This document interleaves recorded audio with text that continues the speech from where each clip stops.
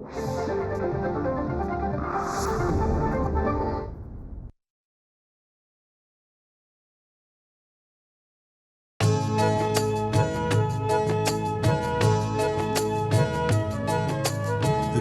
स्पंदन ठेवून नाती नूतन नित्य गुंफते ती.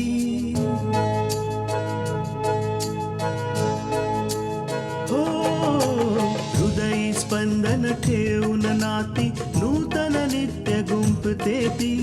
अंगणाची किरणे होऊन घरटे स्वर्णिम करते ती. स्मित फुलवून अधरांवरती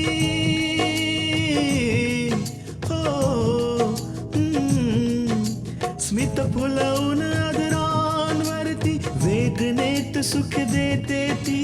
लेक वहिनी आई होऊन जीवन आभा होते ती. सुकन्या सुकन्या सुकन्या आमच्या कन्या. ईश्वराचं विधी लिखित कोण टाळू शकतो का? पण पूजा नाही दिसत आहे कुठे. पूजाला मोठा धक्का बसलाय. डॉक्टरांनी तिला झोपेचे इंजेक्शन दिलंय. कोणाला काही बोलण्याची गरज नाहीये. लग्न झालेलंय आणि सून घरात आलेली आहे. मी तिची मैत्रीण उमा. खरं तर तिने तिच्या मुलीच्या लग्नाला आम्हाला इथे बोलावलं. सगळे लोक आहेत तुझ्या बरोबर. तू चिंता नको करूस.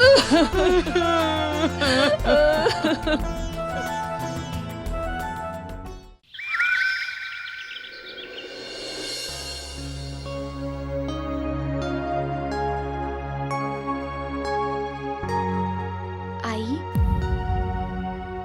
अगं पूजा, ये ना.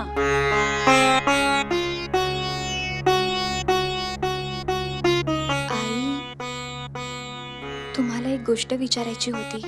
हा हा, बस ना, विचार. आई, तुम्हाला माझं या घरात येणं आवडलेलं नाहीये का? नाही पूजा, असं मुळीच नाहीये.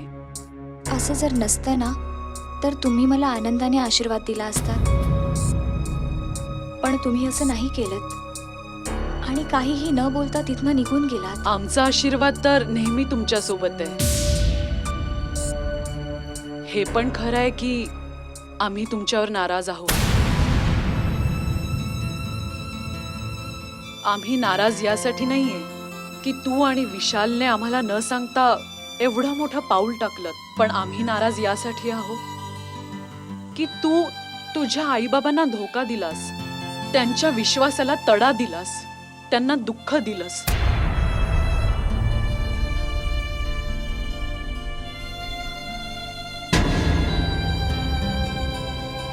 पण आई, विश्वासघात मी नाही केला, त्यांनी विश्वासघात केलाय माझा.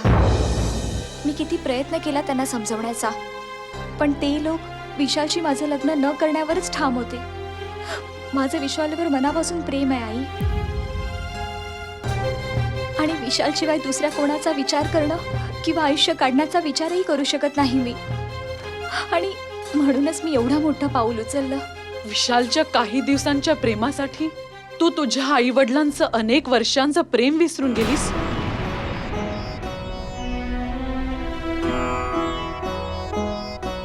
त्यांनी तुला जन्म दिला, एवढं प्रेम केलं, लाड केले, त्याची तू अशी परतफेड केलीस.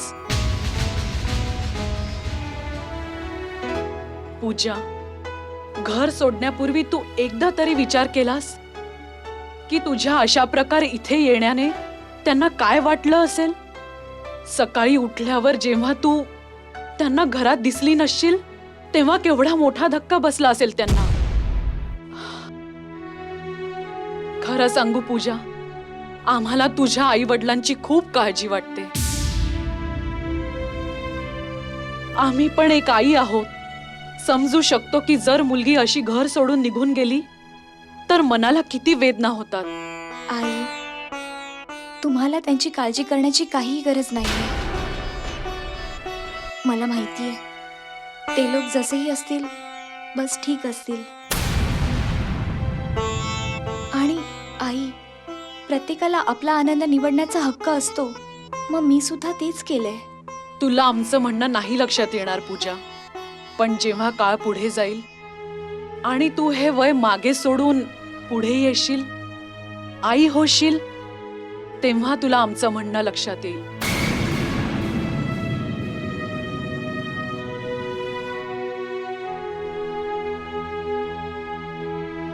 मला असं वाटतं की या बाबतीत आपण न बोललेलंच बरं आहे.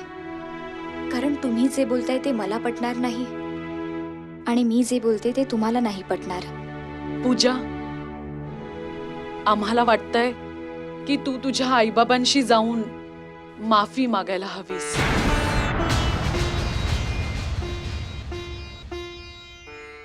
पूजा, जे झालं ते बदलता नाही येऊ शकत, पण आम्हाला वाटतं की तू तुझ्या आईबाबांची माफी मागायला हवीस, त्यांचा आशीर्वाद घ्यायला हवास. थोड्या दिवसात त्यांचा रागही निवळून जाईल आणि ते तुझा आणि विशालचा स्वीकार करतील.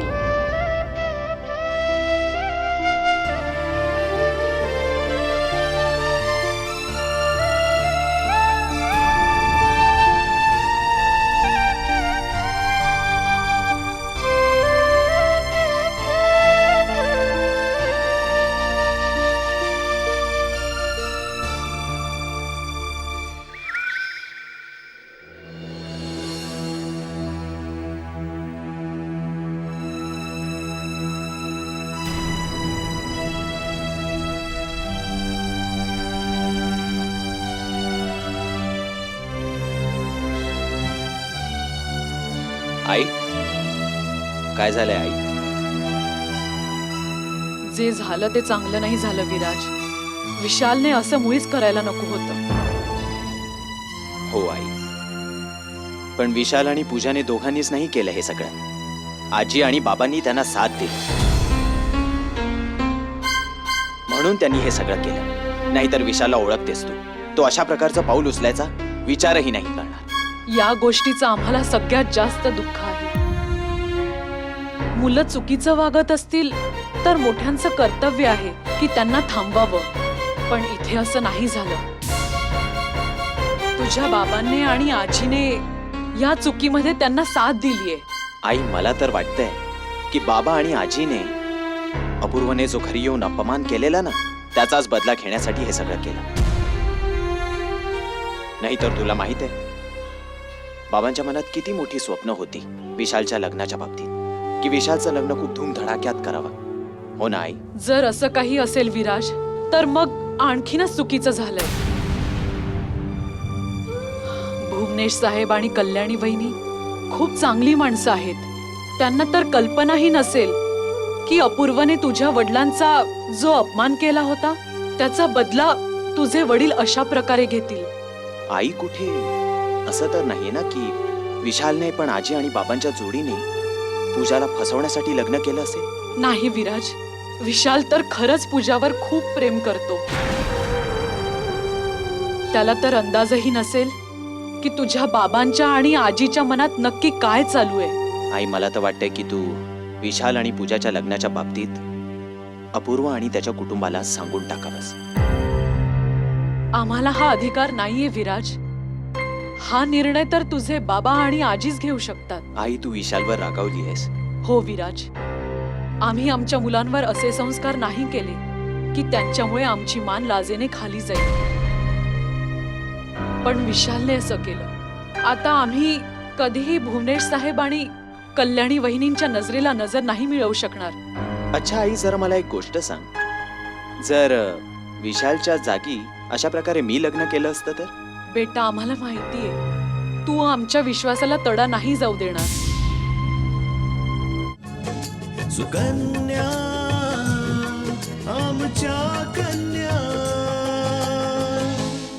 बेटा, आम्हाला माहितीये तू आमच्या विश्वासाला तडा नाही जाऊ देणार. माहित आहे, जेव्हा तू 5 वर्षांचा होतास आणि विशाल 3 वर्षांचा, तेव्हा अचानक तुझे आजोबा देवाघरी गेले. तुझ्या आजीला खूप मोठा धक्का बसला. तेव्हापासून विशाल त्याच्या आजीजवळ झोपत असे आणि आणि म्हणूनच तो आजीच्या प्रभावाखाली राहिला. कदाचित त्यामुळेच तो आजीचं जास्त ऐकतो, आमचं नाही. आणि आई, कोणी जर तुझ्या बाबांचा अपमान केला तर त्या कधी सहन नाही करू शकत. आणि अपूर्वने नेमकं हेच केलं. आणि त्याच्याबरोबर आकांक्षाच्या अपहरणाचा आरोपही तुझ्या बाबांवर लावला. म्हणूनच या सर्व गोष्टींचा बदला घेण्यासाठी तुझ्या बाबांनी हे लग्न करवून दिलं. बेटा, आपण फक्त स्वतःविषयी विचार नसतो करायचा, आपण हाही विचार करायला हवा की आपण उचललेल्या पावलांचा दुसऱ्यांवर काय परिणाम होईल. आई, मी तुला निश्चितपणे सांगतो की मी कधीही असलं कुठलं पाऊल नाही टाकणार ज्यामुळे तुला मनस्ताप होईल. मी वचन देतो तुला.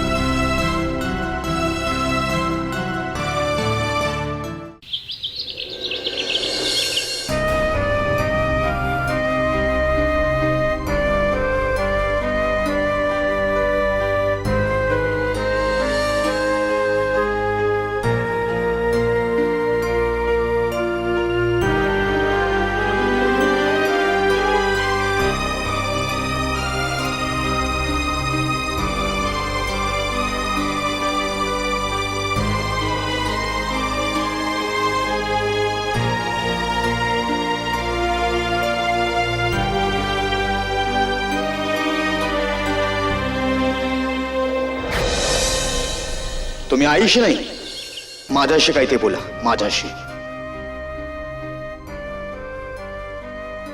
आता गोष्ट राहिली पूजाच्या लग्नाची, तर ते मी बघून घेईन. तुम्हाला मध्ये पडायची काहीच गरज नाहीये. आणि बाबा, तसंही तुम्ही इथून निघून गेलेलात ना, मग परत का आलात? बरं होईल की तुम्ही ज्या रस्त्याने आलात त्याच रस्त्याने परत निघून जा.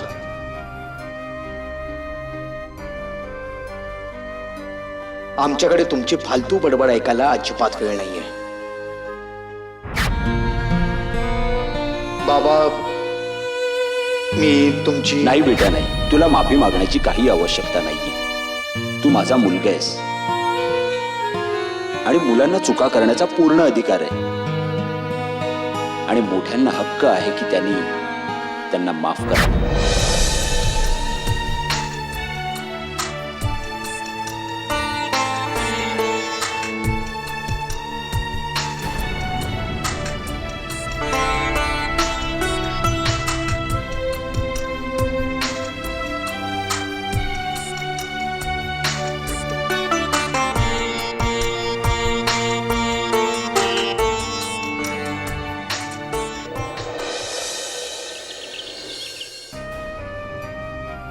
अगं तृष्णा बेटा, अगं शिऱ्यासाठी रवा भाजतेस का? हो बाबा, पण अजून रवा पूर्णपणे भाजलेला नाहीये. तुम्हाला काही हवं होतं का? अगं नाही पोरी, मला काही नको. मी फक्त हे सांगायला आलो होतो की तू थोडा आराम कर. मी रवा भाजून घेतो. नाही नाही बाबा, तुम्ही राहू द्या, मी करते ना. तुम्ही कशाला भाजताय? हा माझ्या इब्रतीचा प्रश्न आहे. तू तू तू तू इथे इथे ये. एक काम कर, तू थोडासा आराम कर.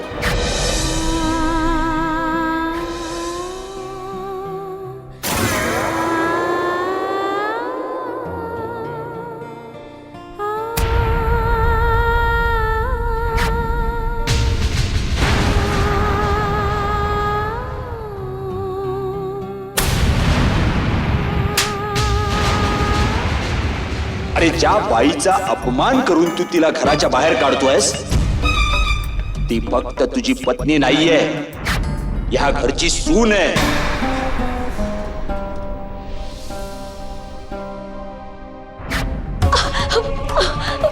हे काय करत होतीस तू?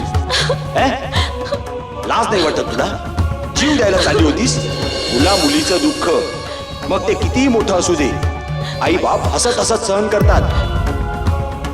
पण जर मुलगा मुलगी त्यांना सोडून निघून गेले तर ते दुःख जीवनभर काठ्यासारखं त्यांच्या हृदयात चलत राहतं. सुकन्या आमच्या कन्या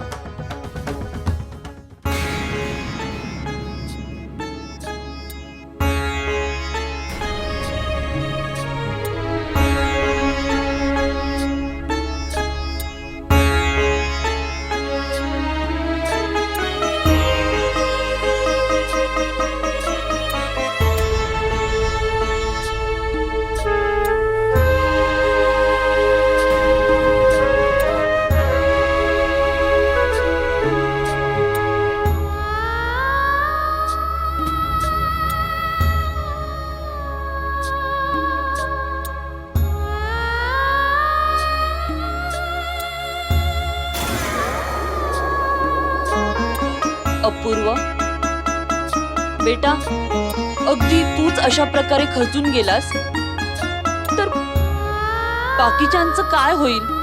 तुझ्या आईची अवस्था तर तू पाहतच आहेस. हे तर बरं झालं की कल्याणीचा डोळा लागला, नाहीतर तिच्या मेंदूवर किती ताण पडला असता.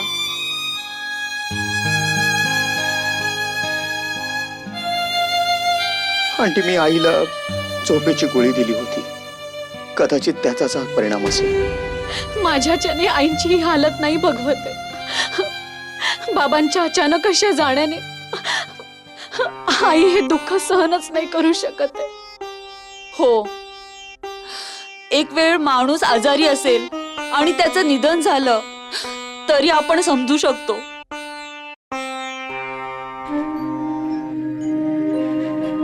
पण चांगला ठणठणीत माणूस गेला तर मनाला ही गोष्ट नाही पटत लवकर.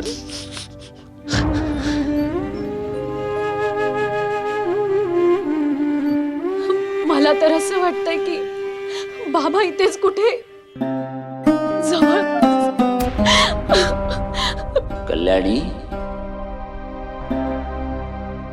अपुरुचे बाबा, अपुरुचे बाबा, आई, अपुरुचे. कल्याणी, आई, कल्याणी, आई कुठे चालली? सोड मला. ना गं. सोड, आई, अपुरुचे काय बाबा. करतेस तू? मी इथे आहे, मी इथे आहे. अपुरुचे बाबा, मी इथे आहे. मला जाऊ दे, मला जाऊ दे, मला सोड, मला जाऊ दे. ते बघ जातायत. आई, बाबा नाही आहेत आपले.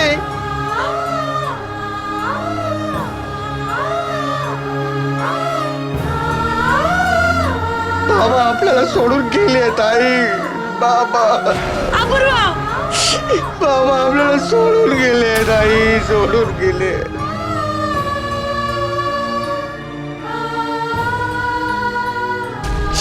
आई, आई सांभाळ स्वतःला. आई, सांभाळून घे स्वतःला.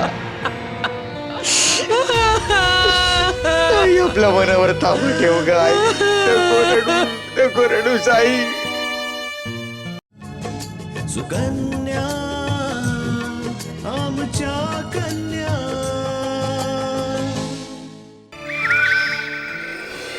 आज माझ्या मनाला लय मोठी शांती लाभली दिनू. आणि तेच झालं जे आपल्याला पाहिजे होतं. हो आई, खूप दिवसानंतर आज आम्हाला शांती मिळाली.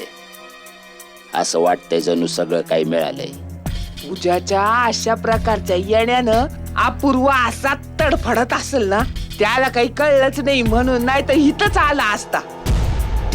अगं आई, आम्हाला तर हेच कळत नाहीये की तो अजूनही इथं आला कसा नाही. आम्हाला तर वाटलं होतं तो इथं येऊन खूप हंगामा करल. अरे तो काय बी करू शकत नाही आता. जितका दम असेल ना त्याच्यात, तितका समजा बाहेर पडेल. आई, त्या दिवशी अपूर्वनं इथं येऊन आमचा अपमान केला होता. आम्ही त्याच दिवशी ठरवलेलं की जोपर्यंत आम्ही आमच्या अपमानाचा बदला नाही घेत तोपर्यंत शांत नाही बसणार. आणि आई, याहून मोठा बदला काय असू शकतो की आम्ही त्याच्या बहिणीलाच आपली सून बनवून आणली. आता अपूर्वा आपल्या समोर कधीच मानवर नाही करणार. आणि हे सगळं करून तुम्हाला खूप बरं वाटत असेल, हो ना बाबा?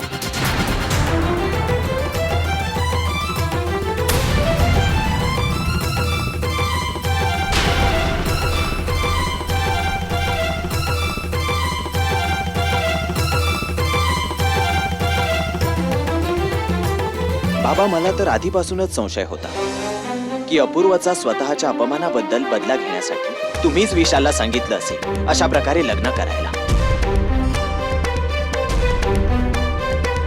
नाहीतर ज्या माणसाने तुमचा एवढ्या वाईट पद्धतीने अपमान केलाय त्याला तुम्ही कसे विसरू शकता? बरोबर ओळखलंस तू आपल्या बाबांना विराज, अगदी बरोबर.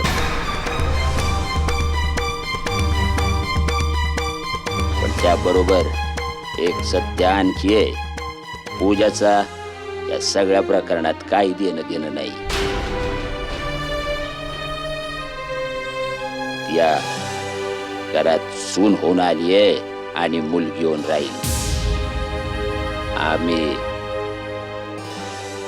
आम्ही या पूर्ववरचा राग पूजावर नाही काढणार.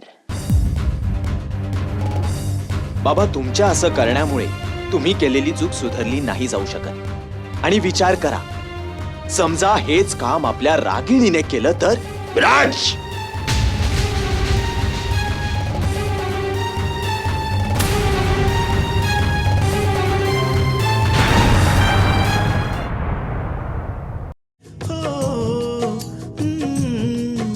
स्मित फुलवून आदरांवरती वेदनेत सुख देते ती लेक वहिनी आई होऊन जीवन आभा होते ती.